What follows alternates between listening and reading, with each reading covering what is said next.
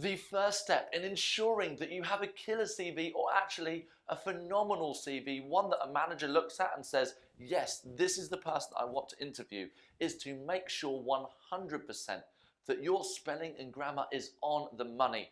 Every manager has a few seconds to look at a CV and to make that decision, yes or no. If there's a spelling error, if there's a grammatical error, guess what? That CV is in the bin and they are on to the next one.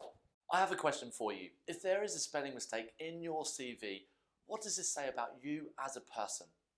You might be the hardest working therapist that there's ever been, but you may not ever get a chance to prove that if a manager looks at the CV, sees a spelling mistake and says, wow, this person, they're lazy because they haven't taken the time to correct their spelling. The number two thing when it comes to writing a great CV is to be honest. Honesty is always the best policy. Let me tell you a story about somebody that I know who was really passionate about getting a job that they ultimately wanted.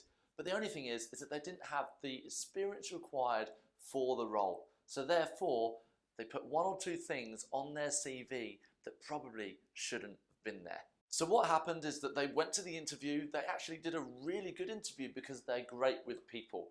And the interviewers were really impressed and said, let's take this person on. This young man, let's give him a name, we'll call him Jonathan to protect the innocent. He got the job, and the following week he got his new office, he sat in his chair and he thought, I have arrived, I've got the job that I've dreamed about. He had a great salary, he had some great perks and all those wonderful things.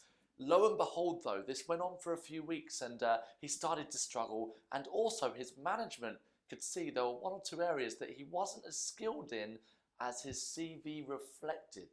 After a period of time, the management started to get a little bit suspicious because Jonathan had not given them the original references that were on his CV and also not provided proof of his qualifications. Now bear in mind, he'd been promising these things for weeks and weeks. Eventually the company decided to look into this more formally, and guess what? You've got it. When they looked into it, they realised he had not had some of the jobs that he had put on his CV. He certainly didn't have some of those qualifications, and he definitely didn't have the experience that he had said in the interview.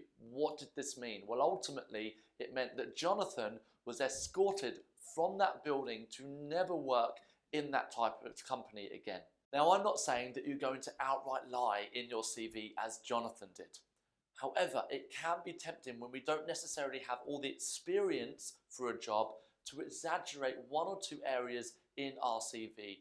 You must be prepared for anything you put on paper in your CV that you may be questioned on that in your interview, and you need to be ready to give some great answers. And that's why honesty is always the best policy. We're now moving on to my favorite CV tip of all time. Yes, literally all time. And this one is to put in your CV where and how you have actually made a difference. Everybody writes in their CV that they're a great communicator. How are you a great communicator should be the question. Everybody writes in their CV that they are passionate. How are you passionate needs to be the question. It doesn't matter if you've got a wealth of experience or not. The truth is that you can draw upon any example from your life. Maybe you were a team captain of your sports team. How were you a great leader with that sports team?